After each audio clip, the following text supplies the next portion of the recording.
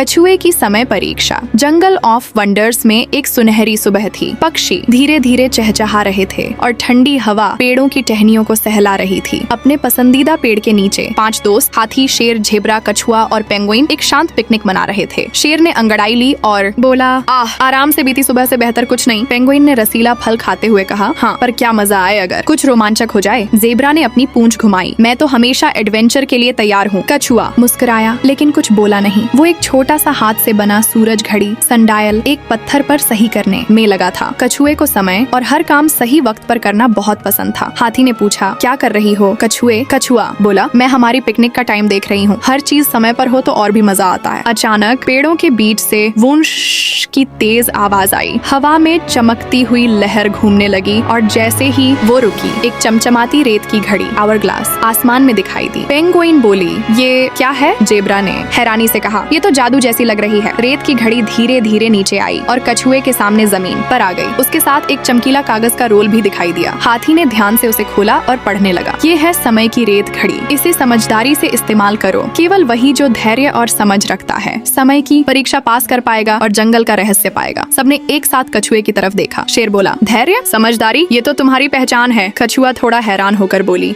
लेकिन मैं तो कोई जादूगर नहीं। हाँ। पेंगुइन बोली, तुम्हें जादू की जरूरत नहीं, तुम हमेशा सबसे शांत और समझदार होती हो। रेत की घड़ी और तेज चमकने लगी। कछुए ने जैसे ही उसे छुआ, पूरा जंगल बदल गया। अब वो पिकनिक की जगह पर नहीं थे, वे एक चमकदार पत्थर वाले मैदान में खड़े थे। चारों तरफ ऊंची लताएं लटकी थीं। एक बड़ी दीवार पर 5 घूमने वाले घेरे थे, जिन पर सूरज, चांद, जानवर, तारे और नंबर बने थे। अचानक एक भारी आवाज गूंजी, दरवाजा खोलने के लिए समय की पहेली सुलझाओ। सिर्फ एक नेतृत्व करेगा, लेकिन सभी को मदद करनी होगी। रेत की घड़ी अब चल रही है। रेत की घड़ी हवा में पलटी और उसमें से रेत गिरने लगी। कछुआ बोला, चलिए मिलकर हल करते हैं। उन्होंने दरवाजे के पास जाकर घेरों को देखा। ज़ेब्रा ने जमीन पर कुछ निशान देखे। यहाँ कोई पहेली लिखी है। शेर ने पढ़ा, जब चांद 2 बार चमके और शेर सो जाए, तब तारे गिनेंगे जो जंगल छिपाए। हाथी ने सोचा, 2 चांद मतलब 2 बार चांद वाला चिन्ह घुमाना है शायद। कछुए ने धीरे धीरे कहा, और शेर सो जाए मतलब शेर वाला निशान उल्टा करना होगा। पेंगुइन बोली, और तारे गिनेंगे मतलब आसमान में जितने तारे हैं उतना नंबर डालना होगा। कछुआ सभी को शांत और सोच समझकर दिशा देता गया। सबने मिलकर धीरे धीरे घेरों को घुमाया। रेत धीरे धीरे नीचे गिरती जा रही थी। शेर बोला, समय खत्म हो रहा है। कछुआ मुस्कुराकर बोली, नहीं, हम बिल्कुल सही टाइम पर हैं। आखिरी तारे वाले घेर को उन्होंने 7 नंबर पर घुमाया, क्योंकि दरवाजे के ऊपर 7 तारे बने थे। धड़ाम, पत्थर का दरवाजा खुला और अंदर एक जादुई बगीचा दिखा। रंग बिरंगे पौधे, सुनहरी झरना, चमकती तितलियां और सब कुछ बहुत सुंदर था। वे सब अंदर चले गए।